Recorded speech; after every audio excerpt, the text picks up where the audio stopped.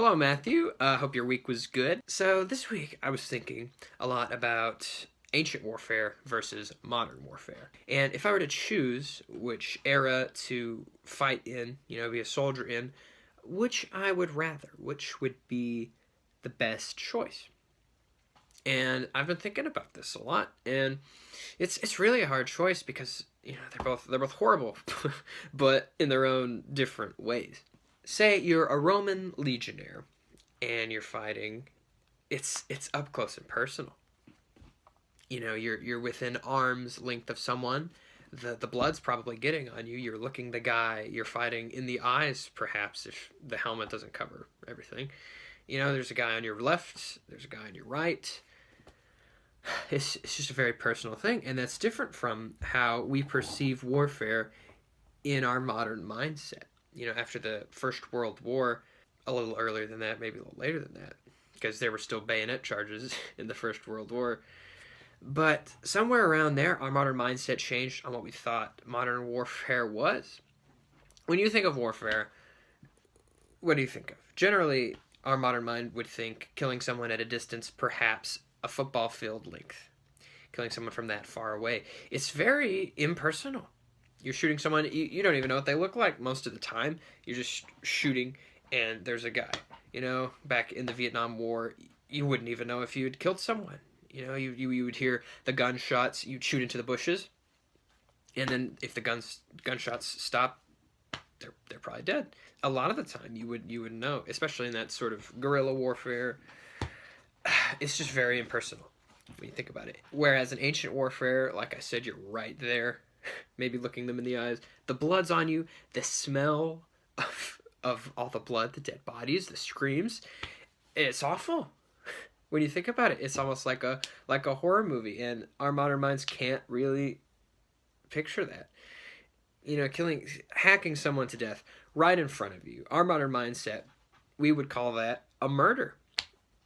So, to us, ancient warfare would be murder on a humongous scale. And to participate in that without really having prior experience, that would be really horrible, I would think. Plus, the personal danger, you could really feel it if you were on the front lines. There's people pressing up behind you, ready to take your place once you go down.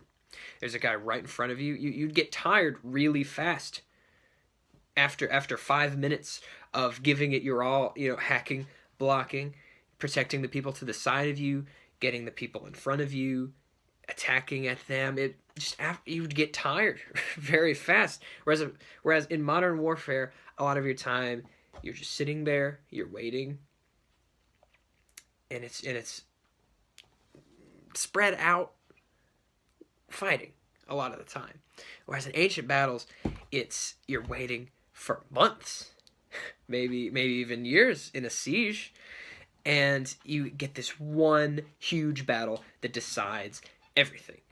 You give your all in this one battle. You and all your side lives or dies, wins or loses. A lot of the time in ancient battles, the casualties wouldn't get really bad until one of the enemies was routed. They would retreat, and then that's when the mass slaughter began. That, honestly, most of the casualties were after the side retreated. So if you're participating in an ancient battle and you were on the side that lost, you might not even get to the front line by the time you die. Everyone starts retreating. You have to run away or get trampled, and then some guy on a horse comes by, cuts you down. You may not even get a chance to defend yourself. So in one sense, you could think of ancient warfare as your destiny is more in your own hands, because you can defend yourself. A guy to kill you most of the time, not thinking of siege weapons, artillery, ancient artillery like catapults or an arrow. Most of the time, you could defend yourself with your own two hands. If a guy comes and wants to kill you, he's going to have to get past your sword and shield, or whatever your equipment would be, maybe spear. Whereas in a modern battlefield, you could get killed by an artillery strike a mile away, and you wouldn't even know it until you're all over the trench. That's horrifying in its own way.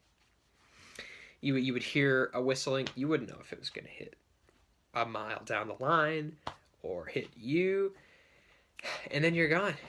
And you have to live in that constant fear, hearing these shells, your friends dying, someone in the battalion down the way getting hit. You would never know when you're going to die in that drawn out kind of warfare, and that really took its toll, especially in the First World War. That's the first shell shock. That's kind of the first mention of PTSD in a widely recorded sense, because the prolonged stress and threat of death really can weigh on a person's psyche, and that perhaps is the worst part about modern warfare, is the long spells of you never know when you could die. They're both really horrible, and it's a really hard decision. It really just comes down to personal versus impersonal. Ancient is very personal. Modern warfare, for the most part, is pretty impersonal. And then your amount of control on the situation. In ancient warfare, I would argue you do have more control over your own life or death situation. In modern war, let me explain. In modern warfare, you could be going down a street. You just take in this town. Some guy could pop out of a window, shoot you. That's where most modern battlefields are. Is in an urban setting. In the First World War, it was trenches and fields, but in a modern warfare, it's generally in an urban setting.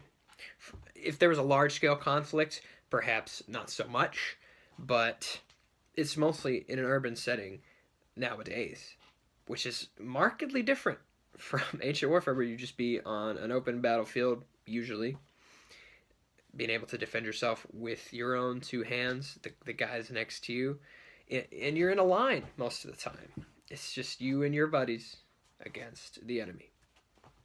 You can see all of your enemy for the most part. You can see the people you're fighting if you're in the front lines, But in a modern war, in a modern battlefield, there could be an airstrike. There could be an artillery strike. It's just very uncertain.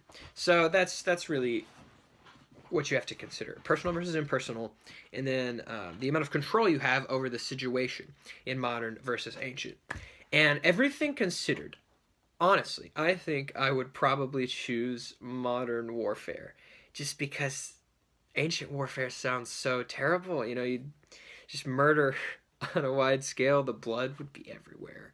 You arguably have more control, but that's just so terrifying. I think that would weigh.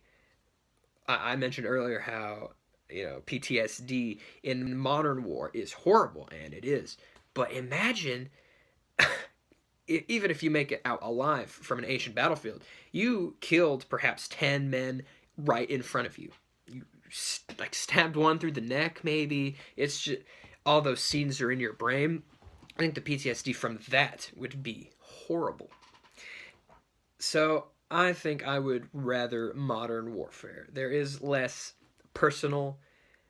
That's the key to me. It's less personal. You can shoot someone from far away. You don't really know what the guy even looks like. While that may sound horrible, I think that would weigh less on my psyche. Yeah, okay. I think I would probably choose modern warfare, and I'd love to hear your thoughts, Matthew. There's pros and cons to both, so looking forward to hearing your response and the subject for next week's talk. All right. Hope you had a good week. See you next week.